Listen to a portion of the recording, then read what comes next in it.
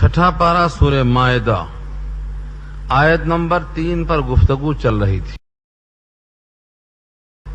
26 मसाइल पर मुश्तमिल है, जिसमें से हमने कुछ बयान किए हैं, कुछ बाकी हैं। अहकामात का इस्तिखराज इस आयत से बहुत ज्यादा हुआ है, और चूंकि कुरान करीम में आखिरी सूरत है नुज़ूल के एतबार से, इसलिए इसके अहकामात नासिख तो हो सकते हैं, मनसूख नहीं हो सकते हैं। इसलिए हलाल और हराम के एतबार से बड़ी मुहकम आयत है और बड़ी तफसील है, और ग़िज़ाओं पर अल्लाह ने कितना एहतमाम से वजाहत कर दी है कि क्या हलाल है और क्या हराम है, क्या खाएं और क्या ना खाएं।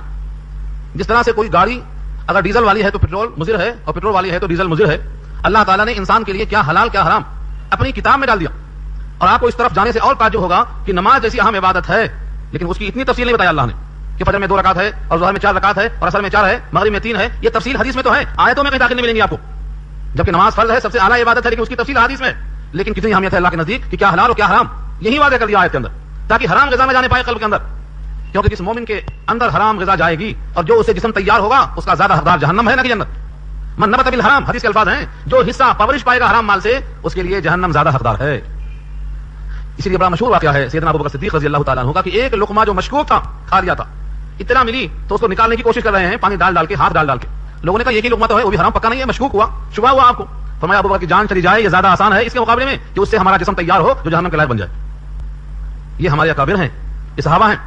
इसीलिए अल्लाह ताला ने क्या खाएं और क्या ना खाएं पूरी वजाहत फरमा दिया। तो तर्जुमा हो चुका था, लेकिन वजाहत फिर से करता हूं मैं। हुर्रिमत अलैकुमुल मैता, तुम पर मुर्दा हराम। मुर्दा की तारीफ यह है कि जिसको ज़बह नहीं किया जा सका, ज़बह किए बगैर मर गया। हाँ, 2 मैता ऐसे हैं जो हलाल हैं, 2 मैता। तिरमिज़ी की रिवायत में आका का इरशाद है, उहिल्लत लना मैततान अस्समक वल जराद, हमारे लिए 2 मुर्दे, 2 मैते हलाल कर दिए गए हैं, एक टिड्डी और एक मछली, अस्समक वल जराद, ये 2 हलाल कर दिए गए हैं। इनके अलावा अल मैता से अलिफ लाम तमाम मुर्दे हराम कर दिए गए। बाज़ लोगों ने दरिया के तमाम जानवरों को हलाल करार दिया है। वो आयत 7वें पारे में आ रही है, जिसको बेस बनाया उन्होंने, उहिल्ला लकुम सैदुल बहर। इस आयत से उन्होंने इस्तेदलाल किया है, इंशाअल्लाह ये बहस वहां हम करेंगे कि शिकार दरियाई क्या हलाल है क्या हराम है। इस आयत के जरिए इतना मालूम होना चाहिए कि सिर्फ 2 मुर्दे, एक टिड्डी और एक मछली हलाल कर दी गई। मछली की तारीफ तो आप जानते हैं, लेकिन टिड्डी क्या है, इसमें जो बहुत बुजुर्ग होंगे वो जानते होंगे, वो देखे होंगे। बाकी हम जब से होशदार हुए हैं टिड्डी आई नहीं, मालूम हो गया। ये अल्लाह की तरफ से आसमान से आती थी और लोग इसे खाते थे, लेकिन अब टिड्डी ऊपर से आना बंद हो गई है। जैसे मन और सलवा बंद हो गया है। क्यों मन सलवा बंद हो गया है? मन और सलवा के बारे में था कि इसको खा लेना, उठा के नहीं रखना कल के लिए, लेकिन जब से अब फ्रीजर आ गया है, लोग महीनों का, हफ्तों का देते उठा के। हमारे पास जमा करके इसका करने का हुक्म उतना सख्त नहीं है जितना अमल कर रहे हैं। उन्होंने रखा, मन और सलवा को आना बंद हो गया, टिड्डी भी बंद हो गई, अब सिर्फ मछली बाकी रह गई है। वो दम और खून हराम है। खून से मुराद वो खून जो बहने वाला हो, इसकी सिफत है अद्दमुल मसफूह, दमम मसफूहा। इस सूरह बकरा में बहस आ चुकी है, वहां मसफूह का लफ्ज कुरान में खुद मज़कूर है। तो दमम मसफूहा माने बहने वाला खून। इससे मुराद जब बहने वाला खून हो गया तो जो खून जमा हुआ है तिहाल और कलेजी की शक्ल में, तिल्ली की शक्ल में, ये हलाल और तय्यब है। वलहमुल खिंजीर, और खिंजीर का गोश्त, खिंजीर का गोश्त। वमा उहिल्ला लिगैरिल्लाहि बिह, अल्लाह को कितना जलाल है कि अल्लाह ताला ने लहमे खिंजीर के साथ जोड़ा है, और वो जानवर जिस पर नाम लिया गया हो अल्लाह के गैर का। सोचने वाला सोच नहीं सकता, एक तरफ खिंजीर है और एक तरफ हलाल जानवर है, लेकिन बवक्त ज़बह अल्लाह के अलावा किसी और का नाम ले लिया गया, तो अल्लाह की किताब के मुताबिक वो खिंजीर के बराबर हो गया। क्यों हो गया? क्योंकि जान अल्लाह की दी हुई है, और वो जान लेने का हक सिर्फ अल्लाह को है। हुक्म दिया है कि जान लेने का हक उसी को है जिसने जान दिया है। जब उसके नाम पर ज़बह होगा तो उसके हक में चली गई, और वो तुम्हारे वास्ते मबा होगा। इस पर भी एतराज़ किया था कुफार कुरैश ने, और ये शायद इसी सूरत में आगे आएगा। क्या कहा था उन्होंने? ये अजीब है, अपना मारा हुआ तो हलाल कहते हैं और अल्लाह का मारा हुआ हराम कहते हैं। यानी अगर खुद ज़बह कर दें तो हलाल, और खुद वो मर जाए यानी उसको अल्लाह ने गोया मार दिया, उसको हराम कहते हैं। तो अपना मारा हुआ हलाल और अल्लाह का मारा हुआ हराम, ये तो अजीब लोग हैं। तो ये समझाने की गलती है और समझने की गलती है। दोनों अल्लाह का ही मारा हुआ है, लेकिन बतरीके ज़बह किया जाए तो ये अल्लाह का मतलूबा तरीका है, और बगैर ज़बह किए हुए मर जाए तो अल्लाह की तरफ से ममनूआ तरीका है। ममनू तरीके को अल्लाह ने हराम करा दे दिया, लिहाजा उसे खाना जायज़ नहीं, दोस्त नहीं। वमा उहिल्ला लिगैरिल्लाहि बिही, और जो जानवर हलाल किया गया हो अल्लाह के गैर के लिए, नामज़द कर दिया गया हो अल्लाह के गैर के लिए। कहते हैं नामज़द करना, एक होता है बवक्त ज़बह अल्लाह का नाम ना लेना, गैरुल्लाह का लेना, और एक ये है कि उसको पाल कर छोड़ दिया गया है अल्लाह के गैर के लिए। ये भी अल्लाह के गैर के लिए ही ज़बह करने के बराबर है, जो छोड़ दिया गया हो अल्लाह के गैर के लिए। गोया इसमें जो खराबी आई है वो नियत की वजह से आई, नियत का खुब्स। और नियत का खुब्स कभी जबान से होता है जाहिर, कभी अमल से होता है जाहिर। बवक्त ज़बह गैरुल्लाह का नाम लिया तो जबान से जाहिर हुआ, और जबान से पहले अल्लाह के गैर के लिए छोड़ दिया तो ये अमली खुब्स उसका जाहिर हो गया। उस जमाने में लोग बुतों के नाम पे छोड़ दिया करते थे। मा जअलल्लाहु मिन बहीरतिन वला साहिबतिन वला वसीलतिन वला हाम, ये पूरे अल्फाज कुरान के 7वें पारे में आ रहे हैं, ये सूरत के आखिर में। अल्लाह ने ऐसा कुछ नहीं कहा। अब आप सोचेंगे ये बुहैरा क्या है, साइमा क्या है, ये सब जानवरों के नाम है। अगर कोई जानवर यूं छोड़ा गया कि उसका दूध न निकाला जाए, उसका एक नाम। अगर कोई जानवर छोड़ा गया तो उसके कान चीर के कतर के छोड़ दिया गया तो उसका अलग नाम। फुला बुत की वजह से छोड़ा गया तो अलग नाम। उसने मुसलसल मादा को जना है, उसके पेट से कोई नर पैदा नहीं हुआ, उसका अलग नाम। तो मुख्तलिफ किस्म के, उस पर सवारी नहीं करेंगे, यूं छोड़ दिया है तो उसका अलग नाम। ما جعل اللہ من بحیرۃ ولا صائبۃ ولا وسیلۃ ولا حام، یہ سب تفصیل انشاءاللہ سورہ مائدہ کے آخر میں آ رہی ہے. تو اگر کوئی جانور بوقت ذبح اللہ کے نام کے علاوہ کسی اور کا نام لیا گیا تو بھی نیت میں خوب آ گیا مال حرام. اور اگر بوقت ذبح اللہ کا نام لیا لیکن چھوڑا ہوا تھا اللہ کے غیر کے لیے، اللہ کے غیر کو خوش کرنے کے لیے، اگرچہ بوقت ذبح اللہ کا نام لیا گیا تب بھی وہ حرام ہے. سورہ بقرہ کی وہ آیت جس میں یہ لفظ آیا ہے وما اہل لغیر اللہ بھی، یہ لفظ وہاں چکا ہے. سورہ بقرہ دوسرا پارہ تیسرے رکوع کے اندر آیا ہوا یہ لفظ. اس کی تشریح کیا ہے علامہ سیوطی نے صاحب جلالین ہے، اس کے حاشیے پر لکھتے ہیں وہ لو ان مسلما ذبح ذبیحۃ وتقرب بها الى غیر اللہ فهو مرتد. اگر کسی نے کوئی ذبیحہ ذبح کیا اور اس سے اللہ کے غیر کی قربت مراد لی گئی، اللہ کے غیر کی خوشنودی حاصل کرنا منظور ہوا، تو ایک معنوں میں وہ مرتد ہو گیا. یہ الفاظ علامہ سیوطی نے نقل نہیں کیے ہیں، ان کی کتاب کے حاشیے پر علماء کا قول نقل کیا گیا. معلوم یہ ہوا جانور کی جان اللہ کی امانت ہے. اس میں آپ کو ایک اور سوچنے کا. ایک بار چیونٹی نے کاٹ لیا حضرت موسیٰ کو درخت کے نیچے، انہوں نے تمام چونٹیوں کو مسل دیا. فرمایا کہ دیکھو ایک چونٹی نے کاٹا تھا، آپ نے پوروں کو مسل دیا، اور بعض لوگ چونٹی پر آگ ڈال دیتے تاکہ وہ جل کے ختم ہو جائیں، پھیلنے نہ پائیں. فرمایا آگ کا عذاب دینا صرف اسی کو جائز ہے جو ان کا خالق ہے، جس نے ان کی جان عطا کی ہے. کسی اور کو آگ کے عذاب میں ڈالنا جائز نہیں ہے. تو جان کا لینا اور جان کا دینا یہ دونوں خالق اور خالقیت کی دلیل ہے، اس میں کسی غیر کو اختیار نہیں ہے. تو اللہ کو اتنا جلال ہے کہ جو حلال بکرا ہو، حلال بکری ہو، حلال مرغ ہو، اللہ کے نام کے علاوہ کسی کو خوش کرنے کی خاطر ذبح کر دیا گیا تو فرماتے ہیں کہ وہ حرام ہے، جسے خنزیر کا گوشت حرام ہے. دونوں برابر رکھا اللہ نے، بظاہر کوئی فرق نہیں، دیکھنے میں یہ بھی گوشت یہ بھی گوشت، اور چمڑا چھیلنے کے بعد بولی بنانے کے بعد تو بالکل فرق نہیں آئے گا آپ کو. اس کی مثال سمجھو. اللہ نے فرمایا کفار قریش کے جواب میں، کفار قریش نے کہا تھا ہم 2 روپے کی چیز 4 روپے کی بیچتے ہیں تو کہتے ہیں کہ حلال، اور 2 روپیہ دے کر ہم 3 روپے وصول کرتے ہیں تو کہتے ہیں سود اور حرام.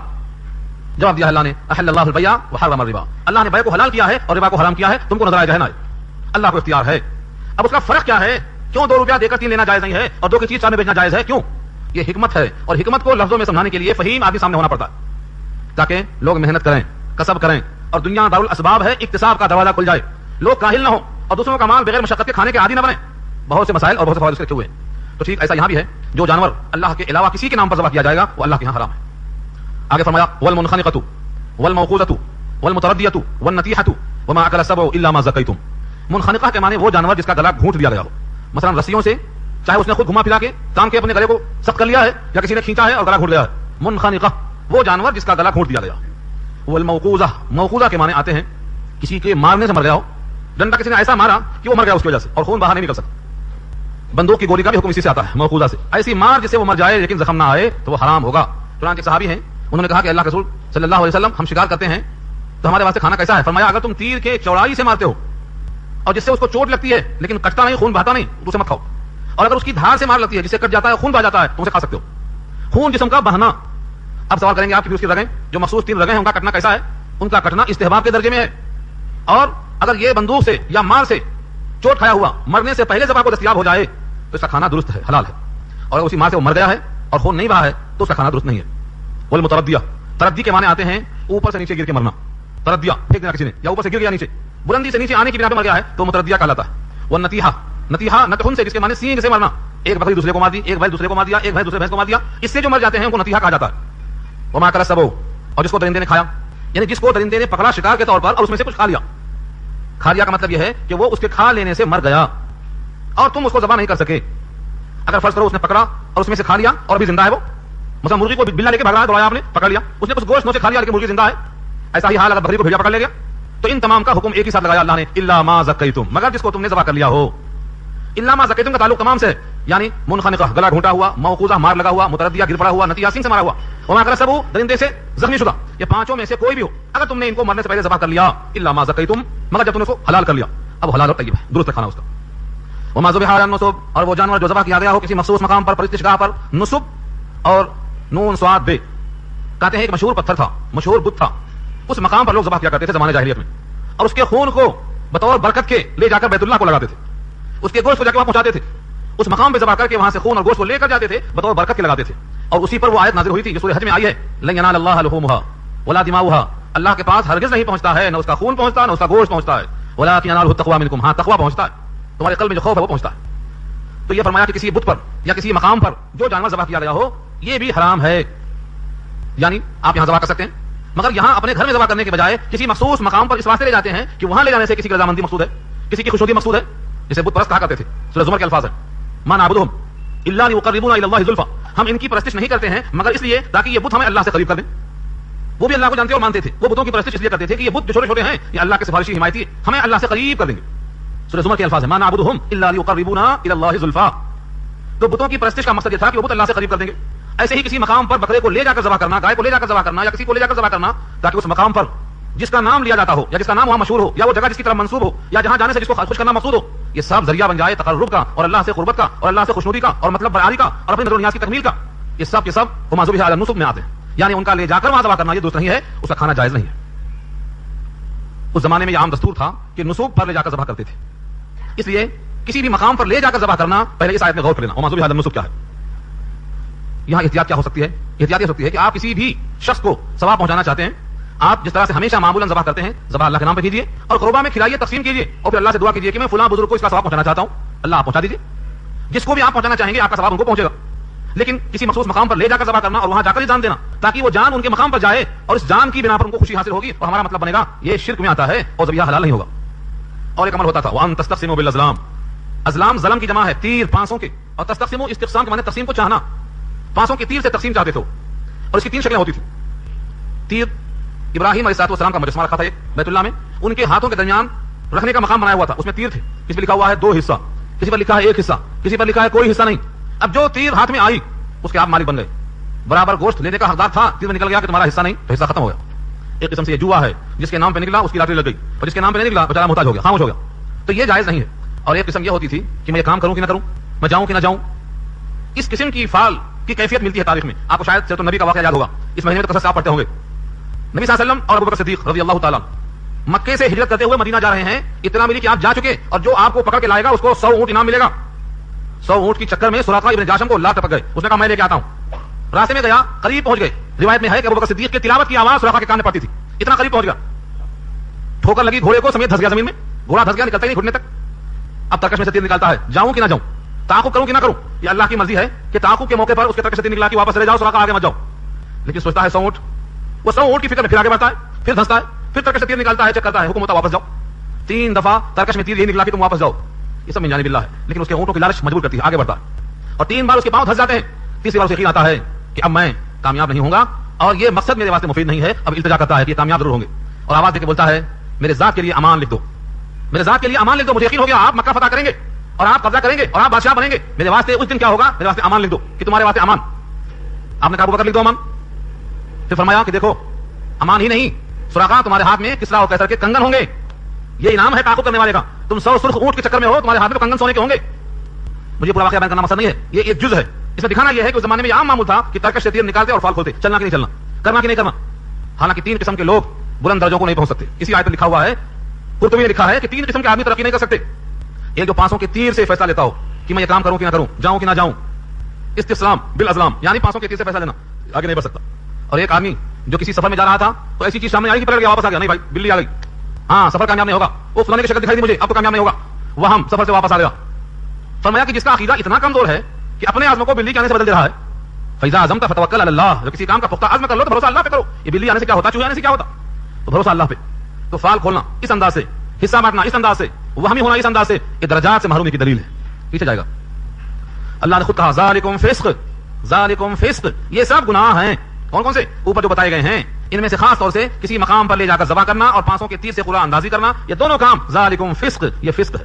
فے سین قاف اس کا مادہ ہے. پورے قرآن کریم میں جہاں پر لفظ آئے گا یہ فسق, جس کے معنی آتے ہیں اپنے خواہشات کی تکمیل کے لیے شریعت کی چادر پھاڑ دینا, اللہ کے احکامات کو توڑ دینا, نبی کے طریقے کو چھوڑ دینا, اپنے خواہشات کی تکمیل کر لینا, اس کو فسق کہتے ہیں. ایسا کرنے والے کو فاسق کہتے ہیں. اسی کے ساتھ فاجر کا بھی لفظ آتا, فاسق اور فاجر, اولئک هم الکفرۃ الفجر, اور فاجر کو جوڑا ہے کافر کے ساتھ. تو کافر اور فاجر ایک جگہ پر کہا, اور فجر اور فسق ایک مقام پہ کہا. یہ سارے اعمال اعمال فسقیہ کہلاتے ہیں. آگے بہت خوشخبری کی بات ہے. اسی ٹکڑے میں فرمایا الیوم یئس الذین کفروا من دینکم, آج مایوس ہو گئے ہیں وہ, نا امید ہو گئے ہیں وہ جنہوں نے کفر کیا ہے تمہارے دین کے بارے میں. جو تمہارے دین سے اب تک کفر کرتے رہے وہ آج مایوس ہو گئے. جب فتح مکہ نہیں ہوا تھا تو ان کو امید تھی, بار بار حملہ کرتے تھے. سن 6 ہجری تک پورے لوگ چڑھائے تھے مدینے پر جب غزوہ احزاب ہوئی تھی اطراف عالم سے کہ ان کو ختم کر دیں گے. 7 ہجری کے موقع پر جو صلح ہوئی ہے, لیکن جب 8 ہجری میں مکہ فتح ہوا تو کافروں نے دم توڑ دیا اور کہا اب یہ دین غالب ہو کر رہے گا, اسے کوئی روک نہیں سکتا, یہ پھیل کر رہے گا, اور یہ پیشین گوئی ہے قیامت سے پہلے ہر کچے پکے مکان میں اسلام داخل ہو کر رہے گا. یہ پیشین گوئی ہے, اور یہ قیامت سے پہلے جو زندہ رہیں گے وہ دیکھیں گے کہ اسلام ہر گھر میں داخل ہوگا, عزت والوں کی عزت کے ساتھ اور ذلت والوں کی ذلت کے ساتھ. یعنی جو خوشی سے مانتے ہیں وہ عقیدے کے ساتھ تسلیم کریں گے, اور بقیہ لوگ مجبور اور ذمہ ہو کر قبول کریں گے. اسلام ہر گھر میں داخل ہوگا. تو 8 ہجری کی بات ہے, سارے کافر مایوس ہو گئے تمہارے دین سے, یعنی اب ان کی ہمتیں پست ہو گئی. اور نبی کا اعلان تو آ چکا ہے سن 6 ہجری ہی میں کہ آج تک یہ حملہ کرتے رہے, ہم دفاع اور ڈیفنس کرتے رہے, آج کے بعد ہم اقدام کریں گے. الیوم یئس الذین کفروا من دینکم, آج مایوس ہو گئے وہ لوگ جنہوں نے کفر کیا ہے تمہارے دین سے, نا امید ہو گئے. فلا تخشوہم واخشونی, بس ان سے مت ڈرو اور مجھ سے ڈرو. ڈرنے کا مطلب کیا ہے؟ یہاں لفظ خشو, خے شین واو, خشیہ. ایسی خشیت نہیں جو سانپ سے ہوتی ہے, سانپ کو دیکھے تبھی خوف, شیر کو دیکھا تبھی خوف, ایسا خوف مراد نہیں ہے. بلکہ ایک آدمی باپ سے چپکے چپکے سگریٹ پینے کا عادی ہے, اچانک باپ سامنے آ گئے تو کیسا خوف ہوتا؟ ارے باپ نے دیکھ لیا بری حرکت کرتے ہوئے, اب کچھ کہتے, اب کچھ بولتے, اب کچھ ڈانٹتے. ایک طبعی جلال طاری ہوتا ہے, ایک فطری محبت کے ساتھ ان کا احترام شامل ہوتا. فرمایا کہ اللہ تعالیٰ کا ایسا ڈر جس میں عظمت ہو, یہ خشیت کہلاتا ہے. سانپ کی طرح, شیر کی طرح نہیں, بلکہ جس طرح سے ایک بیٹا باپ سے ڈرتا ہے ادب کے ساتھ, ایک شاگرد استاد سے ڈرتا ہے, یہ مراد ہے. فلا تخشوہم, ان سے مت ڈرو, واخشونی, مجھ سے ڈرو. یعنی ان کا کہا مت مانو, میرا کہا مانو, میرا قاعدہ فالو کرو, میرا اصول اپناؤ. ہم نے جسے حلال کہا ہے اسے حلال سمجھو, اور ہم نے جسے حرام کہا اسے حرام جانو. الیوم اکملت لکم دینکم, آج کامل کر دیا میں نے تمہارے لیے تمہارا دین. اکملت لکم, کامل کر دیا. اوپر کی آیت میں جو مضمون آیا, یہ مسلسل آیت آ رہی ہے, یہ سن 10 ہجری میں جب آپ نے حج کیا ہے عرفہ کے میدان میں 9 ذی الحجہ کو یہ آیت نازل ہوئی تھی. اسی موقع پر ایک یہودی نے کہا تھا کہ اے عمر بن خطاب, تمہارے پاس ایک آیت قرآن کریم میں ہے, اگر وہ ہم کو میسر ہوتی تو ہم اس دن کو عید مناتے, خوشیاں مناتے. کہا وہ کون سی آیت ہے؟ اس یہودی نے یہی آیت پڑھا, الیوم اکملت لکم دینکم, کہ آج تمہارا دین تمہارے واسطے میں نے کامل کر دیا. ہے عمر نے کہا کہ میں جانتا ہوں وہ کب نازل ہوئی, کہاں نازل ہوئی, کس دن نازل ہوئی. بعض روایتوں میں ہے کہ وہ جمعے کا دن تھا, یوم الحج الاکبر فرمایا اس کو, اور عرفہ کا دن تھا 9 ذی الحجہ. فرمایا اس دن کو میں خوب جانتا ہوں, اور وہ عرفہ کا میدان ذی الحجہ کی 9 تاریخ کس عید سے کم ہے؟ ساری کائنات تو جمع ہوتی وہاں پر. عید میں تو صرف محلے والے جمع ہوتے ہیں, گاؤں والے شہر والے, لیکن عرفہ کے میدان میں سارا عالم جمع ہوتا ہے. یہ کہا کر جواب دیا, اشارہ یہ ہے کہ اس تاریخ کو دین کامل ہو گیا. جناب عمر رونے لگے. آقا نے پوچھا روتے کیوں ہو؟ فرمایا آج تک ہم دین میں آگے بڑھتے رہے, دین میں زیادتی ہوتی رہی, دین میں احکامات آتے گئے, دین میں آیتیں ملتی چلی گئی, اور جب دین کامل ہونے کی خبر مل گئی تو جب کوئی شے کامل ہوتی ہے تو زوال شروع ہوتا ہے. ہر کمال را زوال, جب تک بچے کے بڑھنے کی عمر بڑھتا ہے, شباب کو پہنچ گیا تو ڈھلنا شروع ہو جاتا. لہٰذا اب دین جب کامل ہو گیا ہے تو اب ہمیں اس میں اضافے کی امید ختم ہو گئی. صحابہ کرام اس طرح سوچا کرتے تھے. تو فرمایا دین تو کامل ہو گیا. دین کے کامل کا مطلب یہ ہے اس میں اب کوئی کمی نہیں ہے. آپ کے لباس کے بارے میں چاہیں تو پوری وضاحت ملے گی. یہ نہیں ہے کہ لباس اسلام میں نہیں ہے, ہم ان کا لباس ان کا لباس اپنا لیں. لباس کے بارے میں وضاحت ملے گی, کھانے کے بارے میں وضاحت ملے گی, عبادات بدنیہ اور مالیہ کی وضاحت ملے گی, کہاں سے کمائے کہاں خرچ کریں وضاحت ملے گی. اب ہم کسی بھی جز میں کسی دوسرے مذہب کے محتاج نہیں رہے. یہ ہے تکمیل کا مطلب. اس کے باوجود مسلمان کیا کرتے ہیں؟ ہر جگہ کی نقل کرتے ہیں. جو چیز پسند آئی, جو ہیرو پسند آیا, اور جو ملک کا بڑا سبرا پسند آیا, اس کی نقل شروع ہو جاتی ہے. لباس میں, حلیے میں, کھانے پینے کے طور طریق میں, شادی بیاہ میں, یعنی دنیا کے ہر گوشے میں ہم نقل کرتے ہیں. لیکن صحابیت کی شان بتاتی ہے کہ ہم کسی سے مرعوب نہ ہوں. مجھے اس موقع پر وہی بات نہیں بھولتی. ایک صحابی بادشاہ کے ساتھ بیٹھے ہوئے ہیں, بطور سفیر کے گئے ہوئے ہیں, اور بادشاہ کے کھانے کیا کم ہوتے, لقمہ ہاتھ سے گر گیا, اٹھا کے کھانے لگے. لوگوں نے کہا یہ دسترخوان بادشاہ کا ہے, آپ کے پاس کھانے کی کمی نہیں ہے. لوگ کیا کہیں گے کہ تم اٹھا کر کھا رہے ہو, لقمہ گرا ہوا, گری ہوئی حرکت ہے یہ. ان کا جواب سننے کے لائق ہے. فرماتے ہیں آترک سنت حبیبی لہا اولئک الحمقى, کیا میں اپنے حبیب کی سنت ترک کر دوں ان حمقوں کی وجہ سے؟ یہ ہے صحابیت. اسی وجہ سے ان کا مقام بلند ہے. اور ہم ذرا سی لالچ آ گئی, ذرا سی چاشنی مل گئی, نبی کا طریقہ چھوڑ بیٹھتے ہیں. جو چاہتے ہیں کر لیتے ہیں, جو چاہتے ہیں پہن لیتے ہیں. مجھے حیرت ہوتی ہے کہ نوجوان نسل کے پائجامے اور پینٹ ٹخنوں سے اتنے نیچے ہوتے ہیں کہ بیاہ والے کا جھڑوا کام کرتے ہو, جبکہ صراحت موجود ہے کہ کعبین سے جتنا نیچے حصہ ہے وہ سب جہنم میں ہے. معاشر میرے کعبین وہ بنا ٹخنے سے نیچے جو کچھ بھی ہے سب جہنم میں ہے. یہ وعید کو کون سننے والا ہے, کس سے کہا جائے؟ آج پورے نوجوان لڑکے اسی لباس میں لگے ہوئے ہیں. ایک دو چیزیں نہیں ہیں, کئی چیزیں ایسی ہیں. تو ہم پر لازم یہ ہے کہ ہمارا جب دین کامل ہے تو اس کی تکمیل کا مقصد یہ ہے کہ ہمارے پاس ہر چیز کا علاج موجود ہے. ہمیں کسی کے پاس جانے کی حاجت نہیں. عقیدے سے لے کر عمل سے لے کر تمام احکامات کی فہرست موجود ہمارے پاس ہے. اور اللہ فرماتے ہیں واتممت علیکم نعمتی, ترغیب دیکھو, بطور نعمت کے میں نے تم پر دین اسلام کی شکل میں جو نعمت دی ہے اس کو میں نے تمام کر دیا. اتممت, اتمام کر دیا. علیکم, تم پر, نعمتی, میری نعمت. یہ دین کیا ہے؟ نعمت ہے. بعض لوگ کہتے ہیں بڑا بوجھ ہے, 5 وقت کی نماز, صبح نیند سے اٹھ جاؤ, نیند سے اٹھ جاؤ, یہ لگتا ہے کہ بوجھ ہے. لیکن جو حقیقت کے ساتھ اپنی حیات پر غور کریں گے, ہم کہاں سے آئے, کہاں جا رہے ہیں, کس نے بھیجا, کس نے بلایا, اور یہاں رہ کر ہمیں کیا کرنا ہے, جو غور کریں گے تو صبح اٹھنے والا انسان چاق و چوبند رہے گا, اور صبح سوتے ہوئے رہنے والا جو 11-12 بجے سو کے اٹھتا ہے وہ دن بھر پزمردہ رہے گا. میری ذاتی رائے نہیں ہے, یہ نبی صلی اللہ علیہ وسلم کا ارشاد ہے. جب صبح کے وقت میں آدمی کی آنکھ کھلتی ہے, اگر یہ فوراً اللہ کا ذکر کر لیتا ہے تو اس کی گرہ کھل جاتی ہے. کون سی گرہ؟ شیطان نے جو گرہ لگائی ہے, 3 گرہیں لگاتا ہے وہ. ہر آدمی جب سوتا ہے تو اس کی گدی پر 3 گرہیں لگی جاتی ہیں. جیسے ہی آنکھ کھلی, اللہ کو یاد کر لیا, ایک گرہ کھل جاتی ہے. اور اٹھ کر اگر اس نے وضو کر لیا, دوسری کھل جاتی ہے. اور اس نے اگر سجدہ کر لیا 2 رکعتوں کی شکل میں تو تیسری کھل جاتی ہے. اور صبح اٹھتا ہے تو نشیط, چاق و چوبند, مستعد, اور نبی کی دعاؤں کا مزداق بنتا ہے. آقا نے فرمایا اللہم بارک فی بکور امتی, میری امت کے تڑکے کے اوقات میں برکت نصیب فرما, برکت نصیب فرما. اللہم بارک فی بکور امتی فرمایا. یہ چاق و چوبند ہے. اس کے بالمقابل جو آدمی آنکھ کھلی, سوتا رہا, نہ اللہ کا ذکر, نہ اللہ کا خوف, سوتا رہا, نہ وضو کیا, نہ نماز پڑھا, یہاں تک کہ دن نکل آیا, آقا فرماتے ہیں شیطان اس کے کان میں پیشاب کر کے چلا جاتا ہے اور کہتا ہے تم تو مجھ سے بدتر نکلے. میں نے تو خدا کے حکم سے آدم کو سجدہ نہیں کیا تھا, لیکن تم خدا کے حکم سے خدا ہی کا سجدہ نہیں کرتے ہو. کان میں پیشاب کر کے چلا جاتا ہے. بعض لوگوں نے کہا کہ حقیقی پیشاب کرتا ہے, تراوٹ ہوتی ہے, اور بعض نے کہا کہ یہ مراد ہے انتہائی کمتر ہونے کی طرف, کہ تمہارا وجود اور تمہارا جسہ اس قابل ہے کہ تم پر شیطان کا پیشاب پڑے. یہ ہے حدیث, بخاری کے الفاظ ہیں. اور ہمارا حال یہ ہے کہ ہم دین کو نعمت نہیں مانتے, بوجھ تسلیم کرتے ہیں. نعمت ہے دین, نعمت ہے. کیوں نعمت ہے؟ اچھی غذائیں کیوں نعمت ہیں؟ آپ کے جسم کو طاقت دیتی ہیں. اچھے لباس کیوں نعمت ہیں؟ کس سے آپ کو تفاخر آتا، سردی گرمی سے بچاؤ ہوتا. آپ دین کو نعمت کب سمجھیں گے؟ جب معلوم ہو کہ جہنم سے بچنے کے لیے اور جنت میں جانے کے لیے یہی دین ہمارا راستہ ہے. اسی دین کے ذریعے سے ہم جہنم سے بچ سکتے ہیں اور جنت میں جا سکتے ہیں. اور جنت میں کیا نعمتیں نہیں ہیں سوچ نہیں سکتا کوئی انسان. آنکھوں نے دیکھا نہیں، کان نے سنا نہیں، دل میں خیال نہیں گزرا. تو یہ معلوم ہوا کہ دین نعمت ہے. فرمایا اللہ نے واتممت علیکم نعمتی، میں نے تام کر دیا تم پر اپنا انعام. اور آگے فرمایا ورضیت لکم الاسلام دینا، اور پسند کیا میں نے تمہارے لیے اسلام کو بطور دین کے. جس دین اسلام کو اللہ نے پسند کیا ہو اس دین اسلام پر ہم حرف آنے دیں. جس اللہ نے اس کو پسند کر لیا ہو اسی قرآن کریم میں سے 100 آیتیں 25 آیتیں نکالنے کی بات کی جاتی ہے اور ہم سمجھتے ہیں کہ کچھ بھی ہوگا، کچھ لوگ سنبھال لیں گے، ہمیں ضرورت نہیں آنے کی. ہر آدمی سمجھتا ہے کہ ہمیں حاجت نہیں، 25 آیتیں 100 آیتیں کچھ بھی ہو جائیں، ہمیں بیچ میں آنے کی ضرورت نہیں ہے. یہ ایسی ہی مثال ہے. بادشاہ نے کہا حوض پانی کے بجائے دودھ سے بھر دو. سب لوگ دودھ ڈالیں گے، ہمارا پانی کیا محسوس ہوگا؟ صبح دیکھا تو پورا حوض پانی سے بھرا ہوا ہے. کہا یہ کیا ہے؟ حکم تو تھا دودھ سے بھرو. تو سب نے یہی سوچ لیا کہ یہ حوض سب دودھ سے بھریں گے، ہمارا پانی محسوس نہیں ہوگا. ہمارا آج یہی حال ہے. دین کی کشتی ہم سمجھتے ہیں کہ دوسرے لوگ بہت کام کر رہے ہیں، ہم تو خالی لگ رہے ہیں دنیا میں. تو یہی حال ہمارا ہوگا. دین کے لیے مشقتیں کی ہیں، مجاہدے کیے ہیں اور نبی ہو کر اپنے خون کو بہائے ہیں. خون سے جوتیاں لبریز ہو گئی ہیں، پتھراؤ کیا ہے لوگوں نے. اتنی مشقت جھیلنے کا مطلب یہ ہے کہ ہماری امت بھی کچھ کرے آگے بڑھے. اس کے لیے ہم بھی دین سے راضی ہوں بطور اسلام کے. ورضیت لکم الاسلام دینا، اور میں تم کو تمہارے واسطے اسلام کو پسند کر چکا بطور دین کے. بھوک کی شدت اتنی ہے کہ بےتاب ہو گیا. اب خطرہ ہے کہ غذا نہیں ملے گی تو یہ ختم ہو جائے گا. یوں تو اللہ نے مشقت کے طور پر، مجاہدے کے طور پر آدمی کی تکلیف کو برداشت کرنے کے لیے اتنا مادہ دیا ہے کہ کئی کئی دن تک پتا کھا کے بھی گزارا گیا. حضرت موسیٰ کے بارے میں آتا ہے کہ 7 دن تک پتے پر گزارا رہا ان کا. جب مصر کی طرف سے نکلے ہیں اور مدین جا رہے ہیں فرعون کے شر سے بچنے کے لیے تو 7 دن راستے میں کوئی غذا نہیں تھی سوائے پتوں کے. خود نبی پاک شعب ابی طالب کی گھاٹیوں میں 3 سال تک اپنے تمام ساتھیوں کے ساتھ پتے ہی تو کھائے 3 سال تک. یہ مشقت، یہ محنت، یہ مجاہدہ کس کے لیے تھا؟ اللہ کے لیے تھا. تو اگر کسی کی حالت ایسی ہو جائے کہ مخمصے میں جان پڑی ہے، مر جائے گا. فمن استر غیر باغ،